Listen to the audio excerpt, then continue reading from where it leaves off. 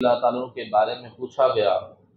تو حضرت علی رضی اللہ تعالیٰ عنہ فرماتے ہیں کہ عثمان کے بارے میں کیا پوچھتے ہو؟ عثمان غنی رضی اللہ تعالیٰ عنہ کو تو فرشتے بھی ذو النورین کہتے ہیں۔ ذو النورین کا مطلب ہوتا ہے دو نور والا۔ آپ کا یہ لقب دو نور والا کیوں ہو پڑا؟ کہ آپ کے نکاح میں حضور صلی اللہ علیہ وسلم کی دو بیٹیاں آپ کے نکاح میں گئے، یعنی کہ حضور صلی اللہ علیہ وسلم نور، آپ کی آل اولاد نور، تو حضور کے گھر سے دو نور عثمان غنی رضی اللہ تعالیٰ عنہ کے گھر میں گئے، تو یوں آپ کا لقب جو ہے وہ ذو النورین ہوا کہ دو نور والا۔ سیدی اعلیٰ حضرت رحمۃ اللہ تعالیٰ علیہ فرماتے ہیں کہ سرکار کی سے پایا دو شالہ نور کا، ہو مبارک ذو النورین تم کو جوڑا نور کا۔ نبی کریم صلی اللہ علیہ وسلم کی بارگاہ سے عثمان غنی رضی اللہ تعالیٰ عنہ کو دو نور یعنی کہ دو بیٹیاں حضور کی آپ کے نکاح میں گئی۔ عثمان غنی رضی اللہ تعالیٰ عنہ حضور صلی اللہ علیہ وسلم کی پھوپھی ام حکیم کے نواسے ہیں۔ ام حکیم کے نواسے تو یوں سمجھیں کہ عثمان غنی رضی اللہ تعالیٰ عنہ دور سے حضور صلی اللہ علیہ وسلم کے بھانجے لگے۔ عثمان غنی رضی اللہ تعالیٰ عنہ شروع ہی میں اسلام قبول کر لیا تھا۔ اسلام قبول کرنے میں آپ کا چوتھا یا پانچواں نمبر ہے،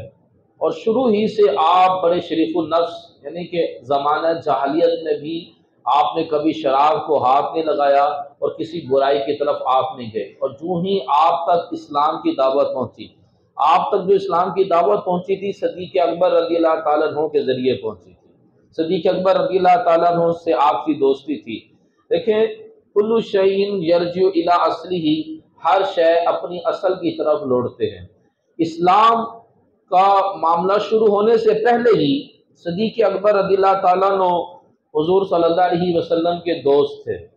اور عثمان غنی رضی اللہ تعالیٰ عنہ صدیق اکبر رضی اللہ تعالیٰ عنہ کے دوست تھے۔ یعنی کہ یہ جو شریف النفس لوگ تھے نا، جو جن کو ظلم برداشت نہیں ہوتا تھا اور یہ برائی ان کو اچھی نہیں لگتی تھی، تو ان کا ایک اپنی ایک گیدرنگ تھی، اور ان کا برے لوگوں کے ساتھ کوئی تعلق نہیں تھا۔ اسلام کے سٹارٹ ہونے سے پہلے ہی ان کی آپس میں تعلقات تھے، کیونکہ یہ بھی شریف بندہ شریف بندے کے پاس ہی بیٹھے گا، برے بندوں کے پاس تو نہیں بیٹھے گا۔ ظاہری بات ہے، بروں کے پاس بیٹھے گا تو برائی سے خود تو بچ نہیں سکے گا، خود بھی برا بن جائے گا۔ تو صدیق اکبر رضی اللہ تعالیٰ عنہ نے جو ہی ان کو اسلام کی دعوت پیش کی تو یہ فوراً انہوں نے اسلام کو قبول کر لیا۔ تو چوتھا یا پانچواں نمبر ان کا آتا ہے، اور اس قدر یہ با حیا کہ فرشتے بھی ان سے حیا کرتے ہیں۔ حضور صلی اللہ علیہ وسلم کے ایسے داماد کے فرشتے استقبال میں ان کو ذو النورین کہتے ہیں، اور نبی کریم صلی اللہ تعالی علیہ وسلم کو ان سے ایسی محبت کہ حضور صلی اللہ علیہ وسلم کی جب دونوں بیٹیاں انتقال کر گئیں تو فرمایا کہ میری اگر 100 بیٹیاں ہوتی اور وہ یکے بعد دیگرے انتقال کرتی رہتی تو میں سب کو عثمان کے نکاح میں دیتا۔ لیکن حضور صلی اللہ علیہ وسلم کو ان کی عادات اور ان کی سیرت سے اتنی آپ کو پسند تھی ان کی سیرت کہ حضور فرماتے ہیں کہ دماغ ہو تو ایسا کہ میری اگر 100 بیٹیاں بھی ہوتی تو میں ان کو بھی عثمان کے نکاح میں دیتا، کیونکہ شرعی مسئلہ یہ ہے کہ اکٹھا دو بہنوں کو ساتھ نکاح نہیں ہو سکتا نا، پہلے ایک بیٹی کا انتقال ہوا پھر دوسری کو نکاح میں دیا، تو حضور نے فرمایا اس طرح بیٹیاں میری انتقال ہوتی رہتی تو میں سب کو یکے بعد دیگرے عثمان کے نکاح میں دیتا۔ آج ایک تعداد ہے کہ جو اپنے گھر کا سکھ نہیں ہے، انہیں اپنے گھر سے پریشان ہے، وہ بے چین ہے، ہر دوسرا بندہ آپس کے لڑائی جھگڑے سے تنگ ہے کہ یہ لڑائی جھگڑے کا معاملہ کیسے ختم ہو۔ اس کی مین وجہ ہے کہ شادی کرتے وقت جو ہماری چوائس جو تھی وہ شریعت کے مطابق نہیں تھی۔ ہم نے ظاہری حسن و جمال اور مال و دولت کو دیکھا، لیکن شریعت نے جو کرائیٹیریا دیا تھا وہ ہم نے نہیں دیکھا، جس کی بنا پر ہم اپنے پاؤں پہ آپ کلہاڑی مار لیتے ہیں۔ دیکھیں، شادی کا معاملہ کوئی عام معاملہ نہیں ہوتا، ایک پوری زندگی گزارنی ہوتی ہے، اور عورت کا مطلب کیا ہوتا ہے کہ اللہ پاک نے فرمایا کہ بیوی سے بندہ سکون حاصل کرے، تو ایسی عورت کے ساتھ بندہ نکاح کرے کہ جس سے بندے کو سکون ملے۔ پھر بسا اوقات جب بندہ ظاہری حسن و جمال دیکھتا ہے، مال و دولت دیکھتا ہے اور فوراً شادی کر لیتا ہے، بندہ سمجھتا ہے کہ حسن و جمال میں سکون ہے، بندہ سمجھتا ہے کہ مال و دولت میں سکون ہے، حسن و جمال اور مال و دولت اور بڑی منصب والی اور بڑی مال والی میں ایسا اس میں سکون نہیں ہے۔ پھر بندہ جب ایسی عورت سے شادی کرتا ہے تو اس کے اندر ذرا تکبر ہوتا ہے اور وہ پھر وہ ناکو چلے چبوا دیتی ہے۔ نبی پاک صلی اللہ علیہ وسلم نے ارشاد فرمایا کچھ لوگ شادی کریں گے حسن کی بنا پر، کچھ کریں گے منصب کی بنا پر، کچھ لوگ کریں گے دولت کی بنا پر۔ فرمایا تم تینوں چیزوں کو چھوڑ دینا، نہ تم عورت کا حسن دیکھنا، نہ منصب دیکھنا، نہ دولت دیکھنا، فرمایا یہ دیکھنا کہ عورت دیندار کتنی ہے۔ دیندار خاتون سے شادی کرنا، کیونکہ جس عورت کے پاس دین ہوگا اس کے پاس اللہ کا ڈر ہوگا، جس کے پاس اللہ کا ڈر ہوگا وہ شوہر کی حق تلفی کرنے میں ڈرے گی، جس کو پتہ ہے کہ شوہر کی ناراضگی میں رب کی ناراضگی ہے، جس کو معلوم ہے کہ شوہر ایک رات بھی ناراض ہوئے تو فرشتوں کی لعنت ہوتی ہے، جس کو یہ پتہ ہے کہ شوہر کی ناراضگی میں انتقال ہو جائے تو ڈائریکٹ بندہ جہنمی ہے، شوہر کی رضا میں انتقال ہو جائے تو بندہ سیدھا جنتی ہے۔ تو جو عورت یہ علم رکھتی ہے تو وہ اپنے شوہر کے ساتھ لڑائی جھگڑا کرنے میں پرہیز کرتی ہے، اس کی اطاعت و فرما برداری بڑھ چڑھ کر کرتی ہے، اس کی اخلاقیات بھی اچھے ہوتے ہیں، جو دین رکھتی ہے اور خوف خدا رکھتی ہے۔ تو ٹھیک ہے حسن و جمال والی عورت سے شادی کرے، بھلے دولت والی عورت سے تو شادی کرنے سے حضور نے منع کیا کہ ایسی عورت سے شادی نہ کرو جو دولت میں تم سے زیادہ ہو، دولت میں تم سے کم ہو۔ ایسی عورت سے شادی نہ کرو کہ جو منصب و عزت میں تم سے زیادہ ہو۔ آپ ایک بزنس مین ہو یا ایک جاب کرتے ہو، لیکن جس سے آپ شادی کر رہے ہو وہ کسی ایم این اے، کسی وزیر، کسی ایس پی، یعنی کہ کسی بڑے منصب والی کی بیٹی ہے، تو پھر وہ اس کا اپنے شوہر کی اطاعت کرنا مشکل ہو جائے گا کہ اس کے اندر ایک انا آ جاتی ہے کہ میں خود کچھ ہوں۔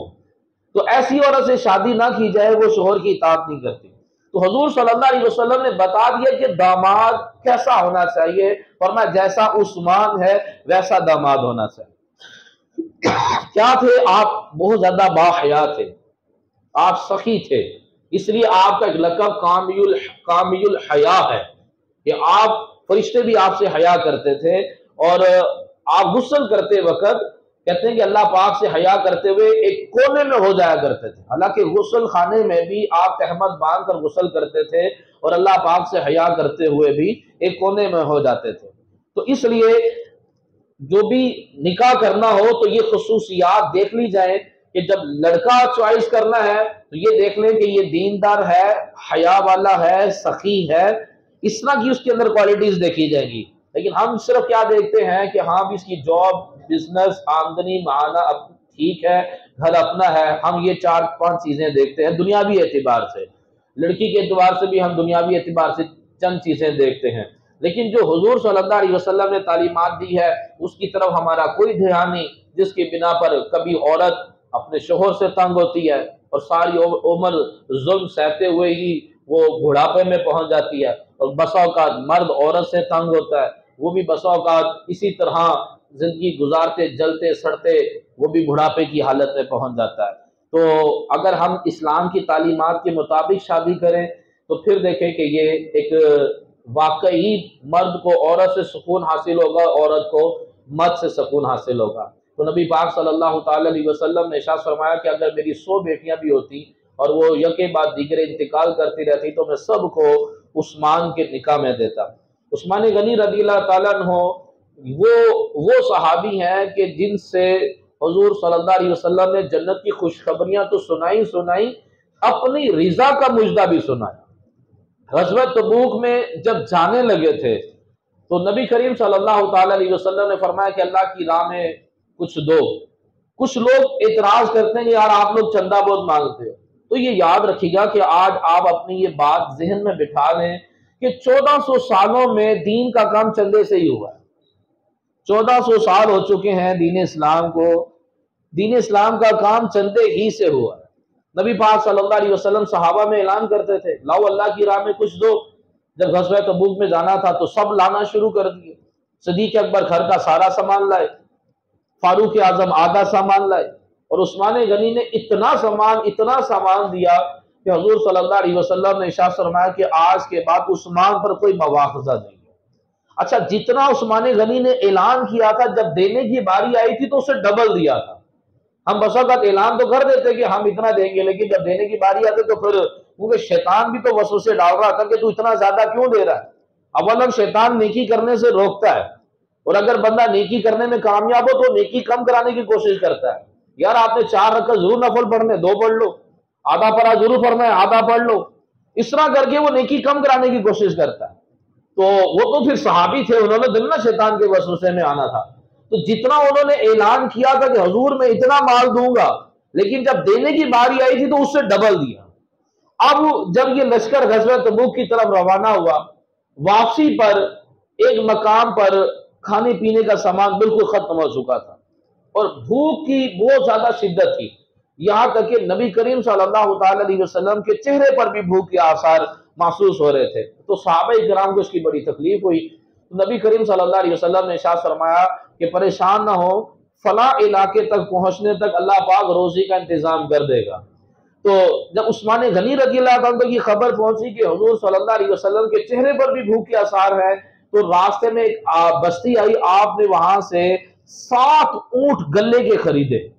اور جب وہ گلے کے اونٹ لشکر میں داخل ہوئے تو صحابہ کرام میں جو ہے وہ ایک چہرے پر خوشی پھیل گئی، اور حضرت ابو سعید خدری رضی اللہ تعالیٰ عنہ کہتے ہیں کہ حضور ساری رات ایک ہی دعا کرتے رہے کہ یا اللہ میں عثمان سے راضی ہوں، تو بھی عثمان سے راضی ہوں۔ ساری رات ایک ہی دعا تھی کہ میں عثمان سے راضی ہوں، تو بھی عثمان سے راضی ہو جا۔ لیکن جاتے وقت بھی آپ نے مال دیا، اور پھر غزوہ تبوک سے واپسی پر بھی آپ نے 7 اونٹ گلے کے خرید کر حضور صلی اللہ علیہ وسلم کی بارگاہ میں پیش کیے۔ یعنی کہ اس قدر آپ کا لقب غنی ہے کہ اس قدر آپ اللہ کی راہ میں خرچ کیا کرتے تھے۔ دیکھیں، امیر بندے کو حدیث میں سب سے بہترین انسان قرار دیا گیا۔ کس صورت میں؟ فرمایا کہ جب کہ اس کے پاس قرآن حدیث کا علم ہو، وہ حلال طریقے سے مال حاصل کرتا ہو، اور وہ اپنی رقم کو اچھی جگہوں پہ خرچ کرتا ہو۔ یہ نہیں کہ وہ کروڑوں روپے لگا کر جو ہے نا وہ ٹائٹینک دیکھنے کے لیے نکل جائے، اس کی رقم اچھی جگہ پر خرچ ہوتی ہو، حج کرنے جا رہا ہے، عمرہ کرنے جا رہا ہے، غربا مساکین کی مدد کر رہا ہے، رشتہ داروں کی مساجد و مدرسے بنا رہا ہے۔ تو حضور صلی اللہ علیہ وسلم نے ایسے امیر انسان کو دنیا کا بہترین انسان قرار دیا۔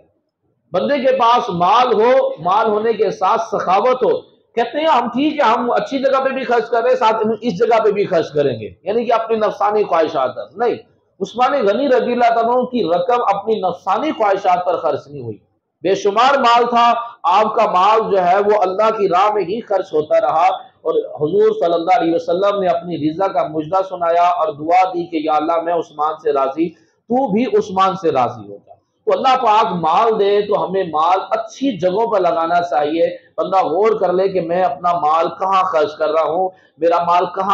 کہاں لگ رہا ہے۔ تو جب مال اچھی جگہ پہ لگے گا تو دنیا کا بہترین انسان کہلائے گا۔ عثمان غنی رضی اللہ تعالیٰ عنہ وہ صحابی ہیں کہ جنہوں نے کئی بار جنت خریدی ہے، کئی بار جنت خریدی۔ پہلی مرتبہ مسجد الحرام کی توسیع کرنی تھی، مسجد الحرام کو بڑا کرنا تھا، تو جو مسجد الحرام کے ساتھ جو مکان لگتا تھا، حضور صلی اللہ علیہ وسلم نے اس سے بات کی کہ تم یہ مکان بیچ دو یا اس میں شامل کر دو، میں تمہیں جنت کی ضمانت دیتا ہوں۔ لیکن اسے تو پتہ نہیں تھا کہ حضور صلی اللہ علیہ وسلم کی جنت کی ضمانت کی اہمیت کیا ہے، اس نے بیچنے سے انکار کر دیا۔ تو عثمان غنی رضی اللہ تعالیٰ عنہ کو جب پتہ چلا کہ حضور صلی اللہ علیہ وسلم نے یہ مکان مسجد الحرام میں داخل کرنے پر جنت کی ضمانت دیا، فوراً اس کے گھر چلے گئے اور بڑا اس کو سمجھاتے رہے یہاں تک کہ اس کو منوا لیا مکان بیچنے پر۔ آپ نے اس کو 10,000 دینار دے کر، یعنی کہ ایک طرح کی ڈبل نہیں، یعنی کہ 4-5 گنا زیادہ رقم دے کر وہ مکان اس کو خرید کر اس کو مسجد الحرام میں اس کی توسیع کے لیے اس کو داخل کیا۔ تو حضور صلی اللہ علیہ وسلم نے ارشاد فرمایا عثمان کے لیے جنت کا ضامن میں ہوں۔ آپ یہ ایک مرتبہ جنت خریدی، یعنی کہ مسجد الحرام کی توسیع میں بھی عثمان غنی رضی اللہ عنہ کا حصہ۔ پھر جب مسجد نبوی شریف کی توسیع کا جب معاملہ پیش آیا تو اس کے ساتھ جو پلاٹ تھا وہ بھی عثمان غنی رضی اللہ تعالیٰ عنہ نے خریدا۔ اس پر بھی حضور صلی اللہ علیہ وسلم نے پھر کہا کہ عثمان کے لیے جنت کی محل کا ضامن ہو۔ آپ نے دوسری مرتبہ جنت خریدی۔ پھر ایک باغ تھا، حضور صلی اللہ علیہ وسلم نے ارشاد فرمایا جو اسے خریدے، اصل میں اس باغ کی نا وہ جو اس کی جو شاخیں تھی ایک صحابی کے گھر میں وہ جھکی ہوئی تھی، اس سے جب کھجور گرتی تھی تو وہ صحابی کے بچے اٹھا کر کھا لیتے تھے، تو وہ جو ساتھ والا بندہ تھا وہ سختی کرتا تھا کہ تم میری کھجوریں اٹھا کر کیوں کھاتے ہو، تو اس نے جا کر حضور صلی اللہ علیہ وسلم کو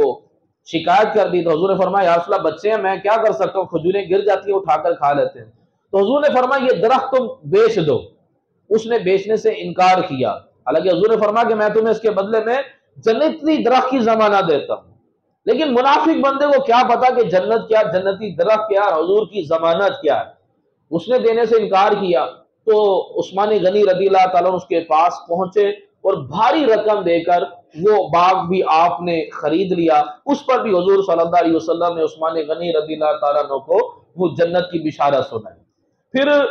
پانی کا مسئلہ تھا، یہودی کے پاس میٹھے پانی کا کنواں تھا، وہ پانی دینے میں آئیں بائیں شائیں کرتا تھا، تو حضور صلی اللہ علیہ وسلم نے ارشاد فرمایا کہ کون ہے کہ جو اسے پانی کا کنواں خرید کر مسلمانوں کے لیے پانی کو وقف کر دے، عثمان غنی اس کے پاس پہنچے، اس نے تو دینے سے انکار کیا کہ میں پانی بیچتا ہوں اور اسی سے میرا جو ہے وہ ذریعہ معاش میرا یہی ہے، تو آپ نے کافی اس پر اصرار کیا، فرمایا چلو ایسا کرو کہ آدھا بیچ دو، آدھا کنویں کی بھئی آپ نے بھاری رقم دی، انہوں نے کہا آدھے کنویں سے مطلب کیا، فرمایا ایک دن تم اس کے کنویں کا پانی بیچنا، دوسرے دن میرا ہوگا، تو اس نے اس پر اس نے کہا چلو ٹھیک ہے، یعنی کہ ایک تو اتنی بھاری رقم بھی آ رہی ہے اور میں ایک دن میں بیچتا بھی رہوں گا، آپ نے خرید لیا۔ اب جس دن آپ عثمان غنی کی باری تھی آپ نے اعلان کیا کہ سب کو پانی فری ہے، اب وہ جو یہودی تھے وہ بھی پانی بھر لیتے تھے، اگلے دن کا پانی بھی بھر لیتے تھے، اب اس کے پاس اگلے دن کوئی پانی لینے کے لیے گاہ کوئی نہیں آتا تھا، تو بڑا پریشان ہوا، تو کہنے لگا جو آدھا بچا وہ بھی خرید لو، تو عثمان غنی نے وہ بھی خرید کر وہ کنواں مسلمانوں کے لیے وقف کر دیا، تو حضور صلی اللہ علیہ وسلم نے اس پر بھی عثمان غنی رضی اللہ تعالیٰ عنہ کو جنت کی بشارت دی، یعنی کہ آپ جنت کے خریدار ہیں، کئی بار آپ نے جنت کو خریدا ہے، تو ایسے کمال قسم کے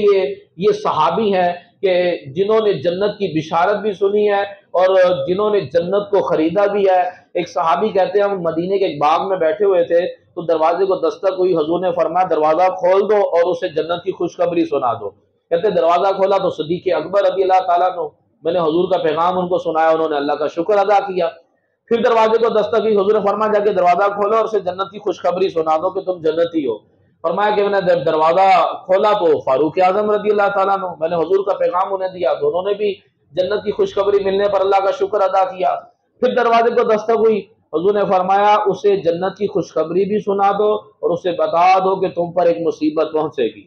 فرمایا جب میں نے دروازہ کھولا تو عثمان غنی رضی اللہ تعالیٰ عنہ تھے، میں نے جب حضور کا پیغام سنایا تو جنت کی خوشخبری ملنے پر انہوں نے اللہ کا شکر ادا کیا اور جو مصیبت پہنچے گی کہا کہ میں اس پر اللہ کی مدد طلب کرتا ہوں۔ اب عثمان غنی رضی اللہ تعالیٰ عنہ نے حضور کے بعد صدیق اکبر نے خلیفہ بننا ہے، ان کی 3 سال کی خلافت، اس کے بعد فاروق اعظم نے خلیفہ بننا ہے، ان کی 11 سال کی خلافت، اس کے بعد عثمان غنی کی باری آنی ہے، یعنی کہ جو واقعات 13-14 سال کے بعد یعنی کہ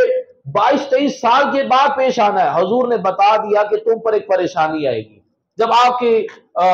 خلافت کا 12واں سال تھا عثمان غنی کا، تو پھر کچھ منافقین کی وجہ سے باغیوں نے آپ کے ساتھ بغاوت کر دی اور آپ کے گھر کو گھیر لیا اور 40 دن تک آپ کے گھر میں پانی داخل ہونے نہ دیا، اور یوں 18 ذو الحجہ کو انتہائی بے دردی کے ساتھ قرآن پاک کی تلاوت کرتے ہوئے آپ تلاوت کر رہے تھے، اس وقت آپ کو ذبح کر دیا گیا اور آپ کے خون کے قطرے جو تھے وہ قرآن پاک کی آیتوں کے اوپر گرے تھے۔ یہ وہ مصیبت